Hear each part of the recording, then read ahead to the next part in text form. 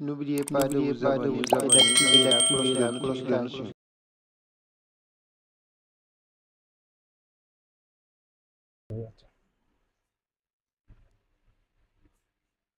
بسم الله الرحمن الرحيم إن الحمد لله نحمده ونستعينه ونستغفره نعوذ بالله من شرور أنفسنا ومن سيئات أعمالنا من يهده الله فلا مضل له ومن يضلل فلا هادي له وأشهد أن لا إله إلا الله وحده لا شريك له وأشهد أن محمدا عبده ورسوله يا أيها الذين آمنوا اتقوا الله حق تقاته ولا تموتن إلا وأنتم مسلمون يا أيها الناس اتقوا ربكم الذي خلقكم من نفس واحدة وخلق منها زوجها وبث منهما رجالا كثيرا ونساء واتقوا الله الذي تساءلون به والأرحام إن الله كان عليكم رقيبا يا أيها الذين آمنوا اتقوا الله وقولوا قولا سديدا يصلح لكم أعمالكم ويغفر لكم ذنوبكم ومن يطع الله ورسوله فقد فاز فوزا عظيما أما بعد فإن أصدق الحديث كتاب الله وخير الهدي هدي محمد صلى الله عليه وسلم وشر الأمور محدثاتها وكل محدثة بدعة وكل بدعة ضلالة وكل ضلالة في النار نعوذ بالله من النار. Chers fidèles, après avoir loué à Allah tabaraka wa ta'ala, l'unique et l'omniscient, nous prions sur le noble des messagers, le prophète Muhammad alayhi salatu wassalam, sur sa famille, sur ses compagnons et sur tous ceux qui suivent leur chemin jusqu'au jour de la résurrection. Allah subhanahu wa ta'ala, de par sa sagesse, il nous a créés et nous a instruits de descendre sur terre. Allah jalla wa ala dit dans le Coran: قال اهبطوا بعضكم لبعض عدو ولكم في الأرض مستقر ومتاع إلى حين. Descendez, dit Allah subhanahu wa ta'ala, vous serez ennemis les uns des autres et il y aura pour vous sur terre séjour et jouissance pour un temps. De par sa miséricorde et de par sa largesse, Allah subhanahu wa ta'ala nous a confié l'autorité et nous a fait des gouvernants et successeurs chargés d'animer et de construire la terre. Allah subhanahu wa ta'ala dit en ce sens: وَهُوَ الَّذِي جَعَلَكُمْ خَلَائِفَ الْأَرْضِ وَرَفَعَ بَعْضَكُمْ فَوْقَ بَعْضٍ دَرَجَاتٍ لِيَبْلُوَكُمْ فِيمَا آتَاكُمْ إِنَّ رَبَّكَ سَرِيعُ الْعِقَابِ وَإِنَّهُ لَغَفُورٌ رَحِيمٌ. C'est lui qui vous a fait,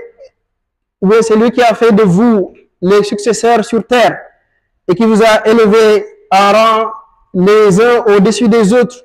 afin de vous éprouver en ce qu'il vous donne. Certes, ton Seigneur est prompt en punition et il est aussi pardonneur et miséricordieux. Quant au premier verset, Al-Imam As-Sa'di rahimahullah ta'ala dit: au moment de descendre Adam sur terre, Allah subhanahu wa ta'ala leur informa, c'est-à-dire lui et sa femme, des conditions de vie sur terre. Il leur informa et leur prometta une vie parachevée de décès, d'une vie couverte d'épreuves. Néanmoins, ils auront droit à des messagers et à des livres qui vont édifier leur chemin de retour au paradis. Quant au second verset, il dit rahimahullah ta'ala: les uns seront les successeurs des autres, ainsi la terre restera sous la tutelle de Adam et de sa descendance, et qu'ils assujettissent tout ce qui est sur la terre pour eux. Puis Imam Sa'di dit tout ceci pour voir comment vont-ils se comporter, comment ils vont agir. Chers fidèles, nous pouvons tous conclure qu'on a une obligation collective de peupler la terre, de la construire, de l'animer et surtout de la préserver. Cependant, cette obligation collective, qui est aussi une vitalité, ne peut être satisfaite que par la mise en pratique, que par la mise en place d'une organisation inclusive, faite d'hommes et de femmes, de gouvernants et de gouvernés, harmonisés par l'équité, la compétence et le juste milieu. Dans un terrain où chacun joue son rôle. C'est ainsi qu'il est nécessaire pour nous, chers fidèles, de se rappeler des obligations, du rôle, de la responsabilité et surtout des particularités du dirigeant, également du rôle, de la responsabilité de tout un chacun de nous, c'est-à-dire le peuple. Quant aux responsabilités du gouvernant, des élites, le rôle et les particularités, on peut citer en un qu'ils doivent être compétents, qu'ils doivent avoir le savoir-faire, qu'ils doivent avoir la capacité physique de gouverner et surtout, dans tout poste qu'ils nomment, il faut avoir la confiance. C'est ainsi qu'Allah subhanahu wa ta'ala nous fait récit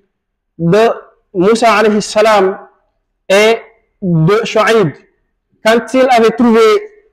deux de ses filles en train d'attendre pour abreuver leurs brebis et leurs bestiaux, Moussa leur a trouvé là-bas et a fait une bienfaisance envers eux. C'est ainsi quand Moussa s'est présenté devant leur père afin qu'il lui rétribue sur ce qu'il avait fait, l'une de ses filles avait dit قالت إحداهما يا أبت استأجره إن خير من استأجرت القوي الأمين. L'une des femmes dit à son père, au père, engage-le afin de faire paître tes moutons. En effet, il est fort et digne de confiance. On retrouve les deux critères, à savoir avoir la capacité physique, également être digne de confiance. On voit également Youssouf alayhi salam, quand il parlait au gouverneur, il lui avait dit قال جعلني على خزائن الأرض إني حفيظ عليم. Il lui avait dit de lui confier ce qui concernait la terre et l'agriculture. Il disait alayhi salam, certes il a les capacités, il peut protéger ceci, également il a la science et l'intelligence de pouvoir le gérer. On requiert également de la part des gouvernants la sincérité, la miséricorde envers le peuple, la clémence, la gentillesse et surtout la bienveillance. Allah subhanahu wa ta'ala avait ordonné à son messager en ces termes وَخْفِضْ جَنَاحَكَ لِمَنِ اتَّبَعَكَ مِنَ الْمُؤْمِنِينَ, et abaisse ton aile, c'est-à-dire sois bienveillant pour les croyants qui te suivent. Et c'est ainsi que le prophète alayhi salatu wassalam, il avait l'habitude d'invoquer, de formuler une invocation, à savoir Allahumma man walla amra ummati fashaqqa alayhim fashqiq alayh, Allahumma walla amra ummati farfaq bihim farfaq bih. Oh Allah, celui qui gouverne ou bien qui occupe une fonction de ma communauté et qui est difficile et dur envers eux, soit dur envers lui. Oh Allah subhanahu wa ta'ala, celui qui est bienveillant, miséricordieux envers ma communauté après avoir géré ou occupé une fonction, Allah soit bienveillant, soit gentil avec lui. Chers fidèles, les dirigeants, les gouvernants doivent être équitables envers le peuple et en toutes les couches de la société. Allah subhanahu wa ta'ala ordonne même ceux qui ne sont pas des gouvernants de l'être. Il dit subhanahu wa ta'ala إن الله يأمر بالعدل والإحسان وإيتاء ذي القربى وينهى عن الفحشاء والمنكر والبغي يعظكم لعلكم تذكرون. Certes, Allah recommande l'équité, la bienfaisance et l'assistance aux proches, et il interdit la turpitude, l'acte répréhensible et la rébellion. Il dit subhanahu wa ta'ala, ô les croyants, soyez stricts envers Allah subhanahu wa ta'ala et soyez également des témoins équitables, et que la haine pour un peuple ne vous incite pas à être injuste envers eux. Chers fidèles, les gouvernants doivent nommer de bons conseillers qui sont choisis par leurs compétences, de par leurs compétences et de par leur franchise. On retrouve dans l'histoire islamique, à l'époque d'Omar ibn al-Khattab radiallahu anhu, où il avait nommé un jeune parmi les compagnons du prophète Mohammed alayhi salam. Et certains des vieux trouvaient du mal à habiter et cohabiter avec lui dans les assises et dans les réunions. Comment est-ce que Omar radiallahu anhu les avait départagés? Il l'avait appelé pour traduire une sourate du Coran. إذا جاء نصر الله والفتح ورأيت الناس يدخلون في دين الله أفواجا فسبح بحمد ربك واستغفره إنه كان توابا. Il a demandé à chacun quelle est la définition, quelle est l'interprétation qu'on peut avoir de cette sourate. Chacun avait donné une interprétation qui était littéraire. Il a demandé à Ibn Abbas, radiallahu anhu, qui était ce jeune-là, il lui a dit que cette sourate annonce la mort du prophète Mohammed alayhi salam. Il a dit, c'est pour ça que je le maintiens parmi vous. radiyallahu anhu wa ani sahabati ajma'in. C'est également que nos gouvernants, ils peuvent nommer, ils peuvent prendre comme conseiller tous parmi nous, qu'on soit jeunes ou adultes. Les dirigeants sont garants de la bonne marche de la justice, de l'éducation et surtout de l'alimentation de la population. C'est eux qui gèrent ceci. C'est ainsi que le prophète dit dans le hadith, kullukum ra'in wa kullukum mas'ulun an ra'iyati. Tout un chacun de vous est un berger et chaque berger sera interrogé sur sa bergerie, sur ce que lui avait confié. C'est ainsi qu'on retrouve dans l'histoire islamique le sermon de Abu Bakr as-Siddiq radiyallahu anhu. Quand il fut élu, qu'est-ce qu'il avait dit en premier? C'est une parole qui allait restituer justice aux ayants droit. Il avait dit que celui qui est faible restera fort devant moi s'il a subi une injustice jusqu'à ce qu'il retrouve son droit. Il dit que celui qui était fort sera faible devant moi s'il est injuste jusqu'à ce qu'il rend le droit de l'autrui. Ceci est la justice et la préservation de la justice. Ils sont également garants de l'éducation. On retrouve dans les récits du prophète sallallahu alayhi wa sallam que c'est lui qui enseignait la plupart. Il était toujours dans la mosquée, disponible pour tous, et il favorisait surtout l'enseignement et l'éducation des enfants. C'est également que ces gouvernants ont des particularités. Parmi ces particularités qu'ils ont, c'est qu'ils ont le choix final.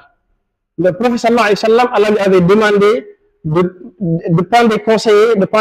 parmi les musulmans, de faire des réunions avec eux. Mais il avait dit, فَإِذَا عَزَمْتَ فَتَوَكَّلْ عَلَى اللَّهِ. Quand tu décides, tu places ta confiance en Allah subhanahu wa ta'ala. Ils ont également le droit au respect. Les musulmans à l'époque du prophète sallallahu alayhi wa sallam et les premières générations, ils n'osaient pas dire de mauvaises paroles à leurs gouvernants. C'est ce qui a carrément changé. Ils ont droit à l'obéissance avec de multiples textes islamiques dans lesquels le prophète sallallahu alayhi wa sallam, il dit parmi ces textes-là, Man ata'ani faqad ata Allah, man ata'ani faqad ata'ani. Celui qui m'obéit, il a certes obéi à Allah subhanahu wa ta'ala, et celui qui obéit à mon émir, à celui qui dirige les musulmans, il dit, il m'a certes obéi. Sallallahu alayhi wa sallam. Chers fidèles, concernant les rôles des gouvernés, à savoir le peuple, on retrouve ce qu'on vient laisser tout de suite, l'obéissance à l'autorité publique. Il y a multiples textes qui peuvent être même sujet de sermon, Inch'Allah. On retrouve également l'amour du prochain et avoir des vœux de réussite pour tout le monde. Le prophète sallallahu alayhi wa sallam dit dans le hadith, La yu'minu ahadukum hatta yuhibba li akhihi ma yuhibbu li nafsi. Aucun d'entre vous ne sera vraiment un croyant. Il n'aura pas la plénitude de la foi jusqu'à ce qu'il aime pour son prochain, pour son camarade, ce qu'il aime pour lui-même. C'est ainsi également qu'il doit avoir ce vœu de réussite à ceux qui le dirigent. C'est ainsi que le prophète sallallahu alayhi wa sallam disait dans le hadith que les meilleurs de nos dirigeants sont ceux pour qui vous invoquez et qui également invoquent pour vous et qui vous aiment et que vous aimez et que chacun souhaite l'autre la réussite. Il est également recommandé pour les gouvernés d'invoquer en faveur de leurs prochains et particulièrement en faveur de leurs gouvernants. Le prophète sallallahu alayhi wa sallam dit dans le hadith Man da'a li akhihi bi dhahri al-ghayb qala al-malak al-mukkal amin wa laka bimithli. Celui qui invoque pour son frère, l'ange qui est chargé de ce frère-là lui dira amin et qu'Allah également t'accorde pareil. C'est également, on a vu tout sur le texte où le prophète sallallahu alayhi wa sallam dit les meilleurs des dirigeants sont ceux pour qui vous invoquez et également qui invoquent pour vous. On retrouve également parmi les rôles que doit avoir la société, c'est la solidarité. Le prophète sallallahu alayhi wa sallam dit dans beaucoup de hadiths qui sont relatés par les livres qui sont authentiques, parmi lesquels il dit sallallahu alayhi wa sallam مثل المؤمنين في توادهم وتراحمهم وتعاطفهم مثل الجسد الواحد إذا اشتكى منه عضو تداعى له سائر الجسد بالحمى. Il dit sallallahu alayhi wa sallam, les croyants dans la façon dont ils sont aimants, miséricordieux et solidaires les uns envers les autres sont comparables à un corps. Lorsque l'un de ses membres souffre, l'ensemble du corps subit l'insomnie et la fièvre. Et il dit sallallahu alayhi wa sallam, al-mu'minu lil-mu'mini kal-bunyan yashuddu ba'duhu ba'da. Le musulman à cause de l'autre musulman, c'est comme une construction. Chacun préserve les défauts de l'autre. Chers fidèles, il fait part également du rôle du peuple, des gouvernés, le devoir de se former. Le devoir de se former. On avait dit tout de suite que pour qu'on puisse prendre quelqu'un à la place de l'autre, on doit voir les compétences qu'il a. Et si on retrouve une population où la majeure partie n'a pas de qualification, comment est-ce qu'on va faire?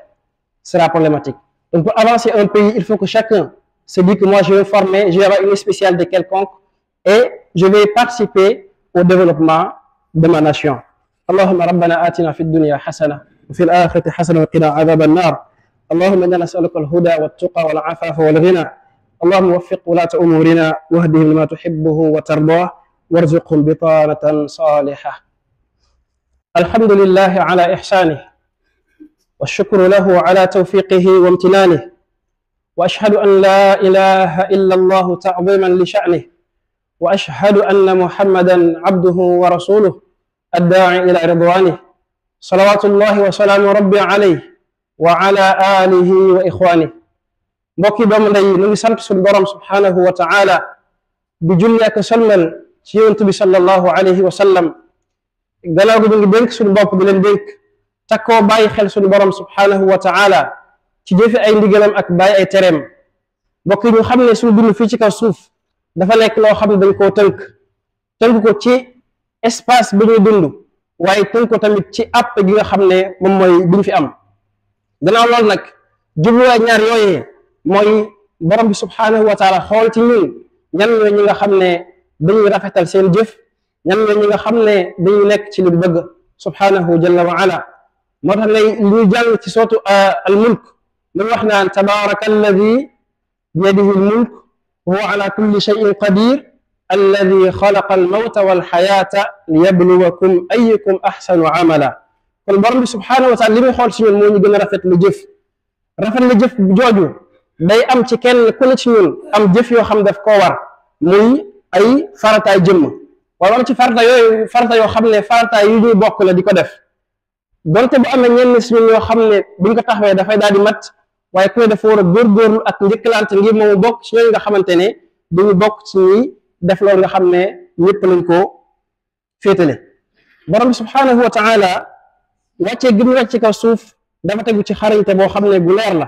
gannaaw bi nga xamante ne sunu maam Adam alayhi salaam daf ko mayoon ci ndigal yoo xam ne daf ko koo joxoon mu bañ koo wéyal mu daal ñuy wàccee ci kaw suuf bu ñu fi wàccee yi tamit mu daal ñuy xamal ay mbir xamal ñu fii ci kaw suuf fi ñuy nekk dañ fi am ay noon xamal ñu ci kaw suuf fi ñu nekk dañ fi am ay jafe-jafe moo tax mu ne qaala ihbitu minha ba'dukum li ba'din adu wa lakum fi l ardi mustaqarrun wa mata'un ila xiin. mu ne wàcc leen ci kaw suuf bu ngeen fa wàccee da ngeen fa am ay noon nag ndax mën nga sax nekk noonu seen biir mu ne waaye ànd ak loolu jox naa leen moo yi tax ngeen mën a mucc ci kaw suuf am ngeen fa dëkk am ngeen it la ngeen fa dundee. borom bi ba tey mu daal di def ci yërmandeem bu ñëwee ci kaw suuf am na yu bëri yu mu sàkk boole ñu ak yooyu gis ne am na fi ay mala fi ay xar am na fi nag am na ñeneen yoon daf koo sàkk waaye mu daal di jël yooyu yëpp tàggat ko ngir ñun muy wax subhanahu wa taala wa huwa alladi ja'alakum xalaa'ifa al ard wa rafa'a ba'dakum fawqa ba'din liyabluwakum fima aataakum. mooy ki nga xamante ne moo leen wuutuloo ci kaw suuf doon tàggat leneen lépp lu mu bind ñu def ko seen disponibilité ngeen koy jëfandikoo lu mu leen neexee waaye mooy loolu yëpp lay jubluwaay bi mooy ngir mu nattu leen ci loolu nga xam daf lañ koo jox. Imam Saadi rahimahullahu taala ci ñaari aay yi daf ciy wax ay wax yu am solo mu ne ci verset bu njëkk bi laaya bu njëkk bi borom bi jalla wa ala ba mu wàccee Aadam ak jabaram ak njabootam ci kaw suuf daf leen wax ne que suuf si metti na gis nga tàngoor bi ñu jànkonteel wax leen ne ba ngeen fa demee it dafa am àpp bi leen di xaar moom mooy dee wax leen it ne dund boobu day ànd ak jafe-jafe waaye nag wax leen ni am ngeen sañ-sañ am fa ay yonent ak ay téere yoo xam ne mooy tax ngeen mën dellu si waat fële ci alaxir fële ci aljanna nga xam ne kon yonent yooyu ak téere yooyu lii seen jubluwaay mooy ñu tënku ci suñu mbir yëpp ci suñu mbiru famille ñu tënku ci yooyu ci suñu diggante ak ñuy jiite ñu daal tënku ci loolu ci bi ñuy def commerce ñu daal tënku ci loolu tënk boobu ñu tënku ci yooyu moom mooy tax yawmal qiyaam daal ñuy boole si ñi nga xam dañuy dugaat aljanna gannaaw bi nga xamante ne suñuy maam daaru génnoon nañ ci. ba tey muy wax ci laaj bi ñaareel bi mu ne bu fi ñëwee ñii dañuy dem ñeneen ñi daal leen wutu mu ne ci loolu yàlla def suuf si muy wéy di nekk seen kilifteef loolu yëpp nekk pour ñun mu ne nag borom bi li tax mu def loolu moom mooy ngir daal di ñuy seetlu xool lan la ñuy def kon ñu gis ni ay yëpp ñu tudd borom bi daal mu ñuy seetlu mu ngi xool ci lan la ñuy nekk ak nan la ñuy def ci kaw suuf. ñu ngi ca jàngat ak tënk ci wax ju am solo mooy que ni ñun ñëpp war nañ xam ni kon ci kaw suuf fii dañ fi am wareef boo xam ne bu ñu bokk la farata boo xam ne farata bu ñu bokk la lu ñuy fardu kifaaya lan mooy farata boobu moo ñu fexee danaa dundal ci kaw suuf ci am fi ay njaboot ci yoon yi nga xam ne noonu la ko lislaam jàngale daal fi dund ci tabax fi daal fi dund daal fi bay ak yeneen yi nga xam ne xeet la ci nga xam ne dañ koy dundalee suuf si ci jaamu yàlla ak yi ko nduru ci loolu nag ñu xam ne kon maadaama ni buñ dee dundal suuf si dañuy bari kon soxla nañu daal di saytu suñu biir xool nan lañu doxalee bu ñu bàyyi ñun ñëpp ku ne di tëb fu la neex di xotti suuf fu la neex di jël alal ku la neex nga xam ne amul kenn kuy régulariser loolu booba anarchie lay indi moo tax kon l'islam dafa gërëm dafa sant fu ay nit daje ñu daal di wut ku nekk seen kanam bu ñu ëppee ñaar rek ñu daal di wut ku nekk seen kanam nga xam ne moo jiite moo yilif léegi nag kooku jiite daa am ay wareef yoo xam ne daf koo war ñooñu nga xam ne dañ jiite daa am ay wareef yu leen war bu ku ne ci ñoom ñaar wattoo li ko war mooy waral daal di dund bu neex daal di matal kóllëre buñ façon ak suñu borom subhanahu wa taala te dinañ dund suuf danañ ko sàmm te dinañ fi tabax danañ ko bay ak yi ko nduru bu dee wareef ak yi nga xam ne jagle la yi nga xam ne ñi jiite dañ ko am bu jiitu moom mooy képp koo xam ne dafa yor responsabilité daa jiite wala mu nar a jiite daa war a am xam-xam ci loolu mu jiite am kattan ngir doxal loolu waaye surtout mu nekk koo xam ne ku ñu wóolu ci loolu moo tax ñu jàng ci alquran karim kenn ci yonent di Musa alayhi salaam demoon ci Madian fekkoon fa ñaari xale jigéen yu doomu Shuayb ñu ñëw ci benn teen ndax dañoo am noon teen dañoo ñëw ci teenu jàmbur ngir daa dafay naam dal seen ay jur ñëw di xaar góor ñi pare pour ñoom it ñu nandal Musa ba mu gisee loolu alayhi salaam mu ñëw jàppal leen ci la ba ñu pare après ñu wax ko seen waajur bu góor ndax dafa mage woon mu woon def yu mel noonu après mu daal di koy wóolu ngir mu ñëw daal di koy fay wala mu am lu ñu ko neexale ba mu ñëwee kenn ci jigéen dafa wax yow sama baay fexeel nga jël kii mu daal di lay liggéeyal jël ko mu lay liggéeyal nga koy fay ndax ki gën ki ngay jël mooy al qawi al amin mooy ki am kattan ci def liñ ko sant ak ki nga xam ne dafa wóor ba du war ba du wax lu dul dëgg ak yi ko nduru ci ay jikko yoo xam ne jikko yu wuute ak wóor la ba tey ñu gis ci leen laay yu bari ci alquran karim yoo xam ne ñi ciy wax bëggoon cee wut jiite wala bokk gérer dara li ñuy def ci kanam ci seen li ñu leen di mandargeewee mooy dañuy nekk ñu wóor dañuy nekk ñoo xam ne dañoo xam bokk na ci Yusuf alayhi salaam bokk na tamit jinne boobu nekkoon ak Suleymaan alayhi salaam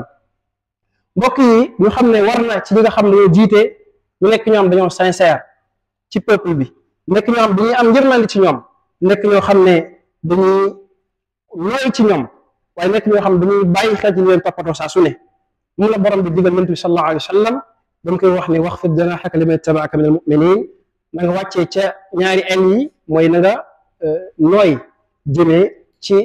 ñi nga xam ne ñooy way gëm yi mu wax sallallahu alayhi wa sallam yow yàlla képp koo xam dafa jiite dara ci sama xeet daal di mettital daal leen teg lu metti na nga ko teg lu metti képp koo xam dafa jiite dara ci sama xeet mu daal di nooyal daal leen defaral yombal yàlla nga ko defaral yombal sallallahu alayhi wa sallam ki nga xam dafa jiite war na nekk koo xam dafa diggu doomu nekk koo xam ne daa maandu ci diggante nit ñi nga xam ne ñoo nekk société bi moo xam mag la moo xam xale moo xam ñu bëri moo xam bëri wuñu mar doon jox ci alquran ne borom bi mu ngeen digal ngeen nekk ñoom da ngeen di maandu ngeen di def baax ak tamit ngeen di def njëkk jëmal ci seen ay jegeñaale mu ngi leen tere lépp loo xam lu ñaaw la ak lépp loo xam ne lu ñu sib la mu leen tamit tere ngeen nekk ñoo xam da ngeen di bew mooy la rébellion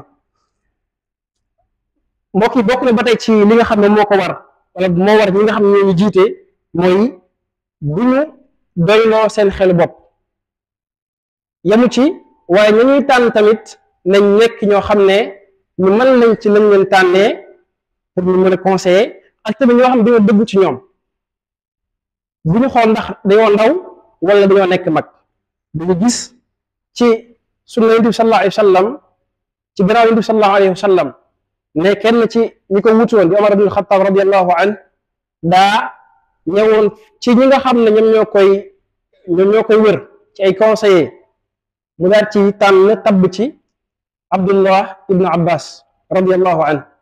léegi na ci magu saxaaba yi daal ci gis seen bopp ne kii suñu moromi doom la bés ñu daal di ñu doyee la ñoom ñëpp ngir xamal leen ni kii mate na liñ ko doyee mate na li fiñ ko teg mu daan leen laaj ci lu benn saar di firi te mooy idaa jaa nasrullahi wal fath ba mu jeex ku mu laaj rek kooku daal di koy jox firi bu littéraire mooy bu baat tëddee rek mu firi ko noonu mu laaj Ibnu Abbas lan la saar bi di firi mu nekk loolu day wone day junju génn àdduna yonent bi sallallahu alayhi wa sallam mu ne leen lii moo tax ma def ko seen biir radiyallahu anhu wa an sahabati ajmain ki nga xam ne dafa yilif wala boog ñu jiite ñëpp ñoom ñooy ñi war a saytu ni justice ni yoon di doxee moo tax Abubakar Siddiq radiyallahu anhu ba mu faloo bokk na ci yim doon njëkk wax ba am na ñuy wax naan xutba bi wérut waaye mën nañ ko doyloo incha allah bokk na ci yim njëkk wax mooy wax ne ki nga xam ne dañ koo tooñ day am doole ci sama bët ci sama kanam ba boobaa ñu koy jox àkkam ki nga xam ne dafa am doole ndax mu tooñ day nekk ku faible ku ñàkk kattan ba boobaa muy daal delloo ak ki jàmbur radiyallahu anhu noonu tamit lañu war a saytoo njàng mi ñoo ko warlu noonu tamit lañu war a saytoo nit ñi li ñuy lekk ak yépp lu jëm ci nit ñi moo tax lii responsabilité la boo xam ne yàlla lañ ko laaj bi yawmal qiyaama sallallahu alayhi wa sallam ci xadis kullukum raa'in wa kullukum mas'uulun an ra'iyyatihi ñoom nag ay jagle yoo xam ne yàlla moo leen ko jagleel boo ko jagle yooyu moom mooy ne ñoom ñooy décider li nit ñi war a def ñoom ñooy wax ne lii la ñuy def finalement gannaaw bi nga xamante ne bu leen neexee laaj nañ avis ñëpp ñoom ñooy wax lii la ñuy def naam moo tax borom bi waxoon Yonent bi sallallahu alayhi wa sallam ne ko na nga diisu ak nit ñi ci la ngay def waaye nag boo demee ba dogu fa tawakkal ala allah na nga wéeru ci borom bi subhanahu wa taala war na ci nit ñi tamit mu nekk jagle boo xam ne ñoom dañ ko am mooy daan leen di topp daan leen wammatul lu ñu ci loo xam ne daf ci am mooy suñu borom subhanahu wa taala la taata fi lmaasiya ataata fi lmaaruf ataatu fi lmaaruf dañuy topp nit ki fekk mu ngi nekk ci mbaax digle lu baax bu demee ba wàcc safaan wala boog ba wàcc yoon nekk ci safaan kenn du ko topp ci safaan soosu waaye loolu jagle bu ñu am la bokk na tamit ci jagle yi nga xam dañ ko am moom mooy dañ leen war a respecté sallallahu alayhi wa sallam ci xadis wa anzilu nnaasa manazilahum na ngeen wàccee ku ne wàccuwaayam moo xam njiit la moo xam ministre la moo xam imam la moo xam jàngalekat la ku ne nañ ko wàccee place am bu ko defee ñu daal di noppaleku mu am nag ay wareef ak ay taxawaay yoo xam ne tamit ñuy jiite dañ ko war a am ñu lim ci yenn rek buñ ko temps mayul insha allah bokk na ci yooyu mooy dañoo war a bëggante seen biir waaye bëggal dëkk bi tamit yiw bëggal ñi ko jiite tamit ñu daal di nekk ci yiw sallallahu alayhi wa sallam ne ci xadis kenn ci yéen ngëmam du mat fekk daa bëggal mbokk juutal li mu bëggal boppam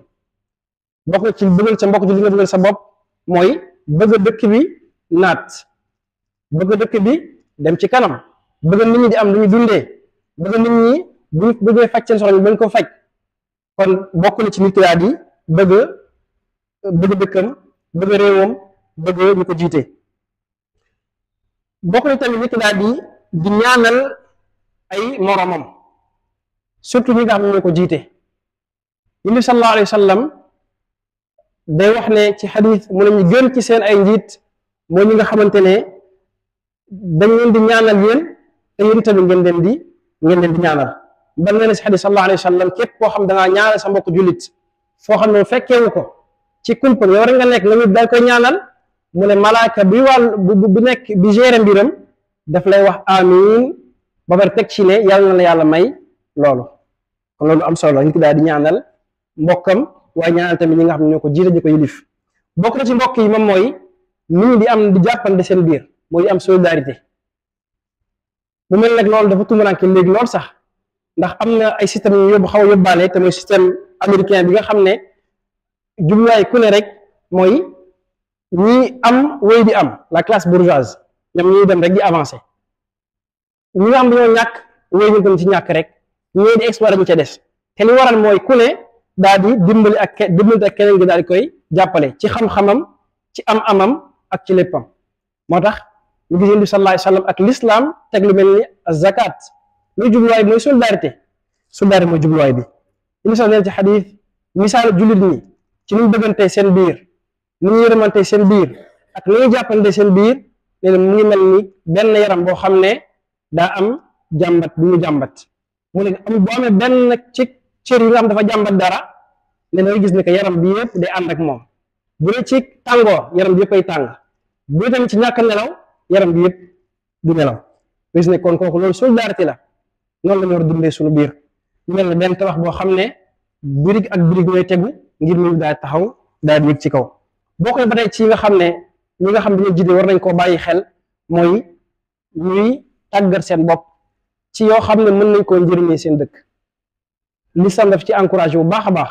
ba Yonent bi sallallahu alayhi wa sallam bu xooloon ne julli ñi dañoo soxla woon sax jàng ak làkk ngir mën a jàllale l'islam ci làkk boobu day yebal ay nit ngir ñoom jàng làkk boobu fa kay fa nag ñu nekk ci dëkk yoo xam ne dañoo war a avancer kon am mbir yu bëri yoo xam ne dañ ko soxla ci ay formation kon ku ne war naa fexe ba ne man dinaa jàppale sama réew ci domaine bi nga fexe di ci formé wu allahumma rabbana atina fi dunya xasana wa fi l axirati xasana wa qina adaba annar wa qumu ila salatikum yarhamukumullah. N'oubliez pas de vous abonner et d'activer la cloche de notification.